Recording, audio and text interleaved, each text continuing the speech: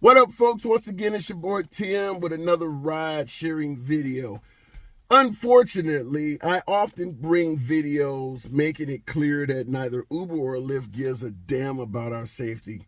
Today is not going to be an exception for that. I'm going to present something to you, but the reason I'm presenting this shit to you is because I believe this could happen to you. And as a veteran driver, I would like to provide some advice on how I believe maybe you, someone else, or even drivers that are new to the field may be able to address this for a better outcome. Now, this is a story coming out of Baltimore, which should sound familiar to you if you follow some of these ride-sharing stories. Baltimore, since November 22nd, right before Thanksgiving, has had a string of carjackings. Between November 22nd and Christmas, there were 39 incidents of carjackings in the city of Baltimore. So when I show you this video, it's going to be particularly egregious, upsetting if nonetheless. I want you to check this out, so hopefully you don't fall into this shit. By the way, subscribe to the channel. Appreciate the participation you've been showing your boy. Thank you for that. Click the notification bell. Check this shit out. A former Lyft driver claims the company permanently deactivated her account after buying a stun gun as a safety measure. Rideshare services offer safety measures within the app to hail help, but some feel it's not enough to feel safe driving the streets of Baltimore City. WJZ is live. Christina Mendez shares more on why the driver is without a job and the policy changes she hopes are made moving forward. Christina. Nikki, the former Lyft driver, has been working for the company for nearly 5 years, but says she only recently started to feel unsafe. She says that's why she bought the stun gun unknowingly, going against company policy, and she feels now she's paying the price. I think that we should be able to protect ourselves when we are on their platform. After seeing the troubling trend of criminals carjacking and robbing people using rideshare apps, former Lyft driver Anita Smith got this purple stun gun for protection and in turn alleges the company canned her for violating their policy on weapons. No mace, no stun guns, no any weapons at all, according to the email they sent me. I considered it protection, they considered it a weapon. Smith says on December 9th, a passenger saw the stun gun and made a report to Lyft. Now the former full-time rideshare driver is looking for another lifeline. Now I'm in the process of, trying to find employment. Both Lyft and Uber offer in-app safety measures. This includes connecting with law enforcement at the press of a button without having to speak or type life-saving information to 911 operators. Certain details are automatically sent to authorities, including their location, the car's make, model, and license plate. But some passengers say that's just not enough for drivers to feel safe. You have to have something to protect yourself. We live in Baltimore. Not guns or anything like that, but mace, taser, something. That way, if somebody come up to them and threaten them, they can easily tase them or mace them. They be able to get away. And by speaking out, Smith does hope to change policies moving forward. WJZ did reach out to both Uber and Lyft for their policies on weapons, but so far we are still waiting to hear back. I'm reporting live at 11. I'm Christina Mendez for WJZ. You see what they told her? No mace, no stun guns, no firearms. 39 carjackings in her city in less than a month, and they want her driving around completely unarmed. Do you need any more evidence that they don't give a shit about our safety? They don't give a damn about our safety. Now, according to the media, the reports you've seen there, that Uber, or better yet Lyft in this case, brought up that they have in-app safety measures. What the hell good is that when you're actually being attacked? And even if you could push a button that notifies authorities, if you're carjacked, by the time they get there, you're going to be standing by the side of the curb with no damn car. Or if you're getting your ass kicked, or much less, God forbid, getting killed, your body's going to be there by the time they get there. You don't have time for that shit when somebody is in the car beating the hell out of you. So the idea that this town, Baltimore, has had 39 carjackings since November 22nd, between November 22nd and Christmas, and they're telling this woman on December 9th, right in the middle of all of that shit, that she has to drive completely disarmed shows you they don't give a damn about you. You don't need any more evidence that they don't give a shit about you than that. Now, in the media, in the news report, you see they stated she was a 5-year driver. So you're going to easily be talking about hundreds, if not thousands, of rides for Lyft, and they canceled her based on just simply a report from someone that she had a stun gun. She didn't use it on anyone. Nobody was harmed. Nothing. They just saw it, made a report, and they took off a 5-year driver. So for you newbies to the field, to this industry, to rideshare, whether it's with Uber or Lyft, understand one thing clear. They don't give a damn about the drivers. This is a passenger-oriented business. They will put the passenger over you. I don't care if the passenger is on their first ride and you're on your 10,000th. They are going to take the passenger's word over yours all day, every day. This should be a prime example to you about that.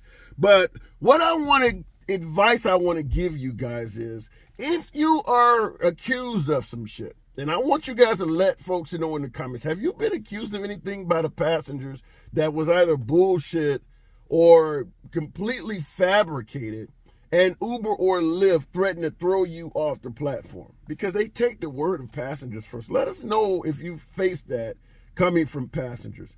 My advice to drivers: deny, deny, deny. If you receive an email, a phone call, or some sort of report from Uber or Lyft that a passenger has reported you for any damn thing, your ass better be shaggy. It wasn't me, but they caught you on camera. It wasn't me. Even saw you on YouTube. It wasn't me. That should be your answer to every damn thing. Keep it short and sweet. Give them a simple sentence. You know, if it's carrying a stun gun, for instance, driver does not carry any weapons in car. And I'm giving you this not just for some blind advice. I've been driving since 2014. I'm a veteran driver, hundreds, thousands of rides. I have actually used this before. I've had passengers accuse me of different things, talking about money, for instance. You know, when it comes to tips, I had a sign in my vehicle, for instance, that said, tipping is highly appreciated. And a passenger did not like that shit. This is before you could actually tip in the app. I used to have signs in my vehicle. Passengers didn't want to tip. A passenger took offense to that, actually reported me. Drivers talking about money in the car and shit like that. And I just simply gave them one sentence back. Driver does not discuss finances with passengers. Never heard from them again. And I've had a couple of times I've had to do that on other different allegations. So deny, deny, deny. That is my strongest advice to you.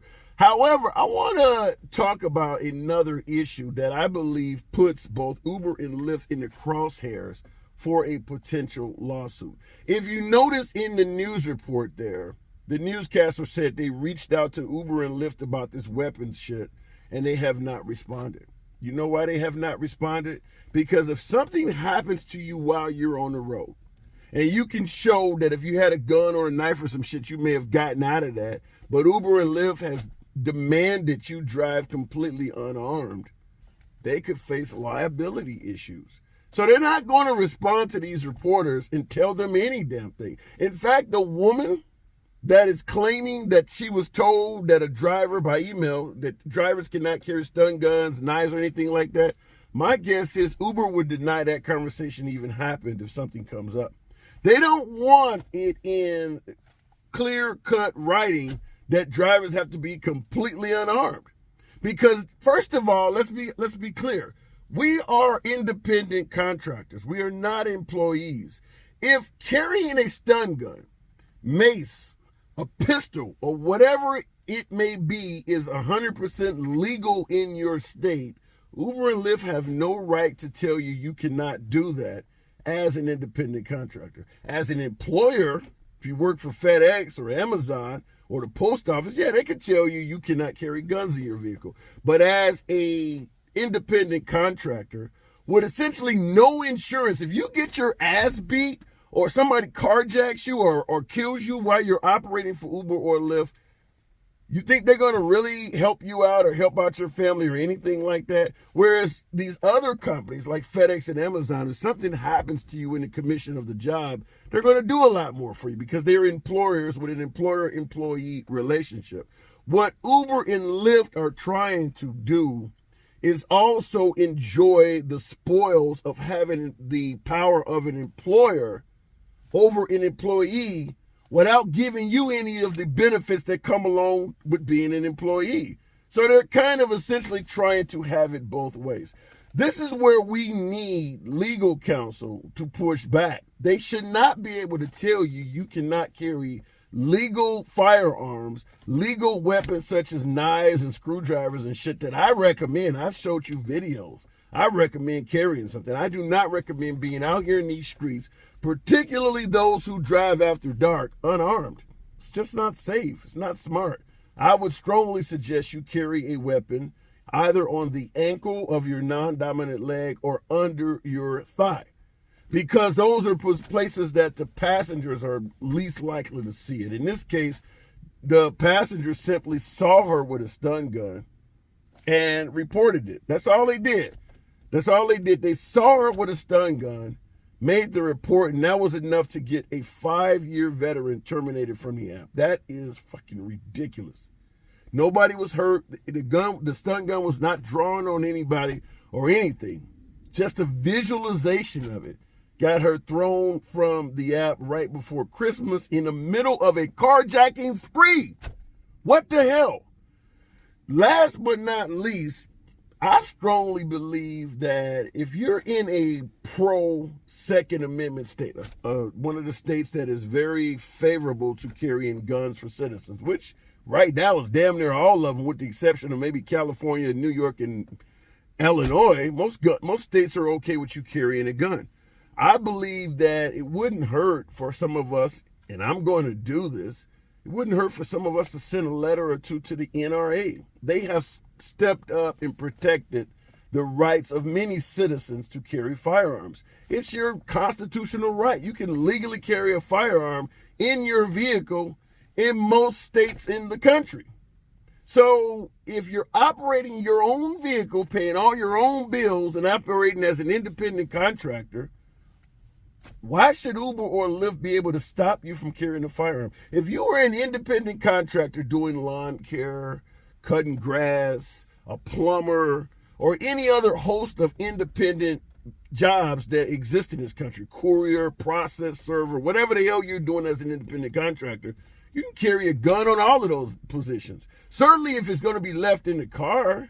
I mean, it's not like you're walking around with an AR strapped to your back, but if you got a pistol or some shit like that, ride-sharing companies should not have the ability to tell you you cannot do this when you're not employed with them.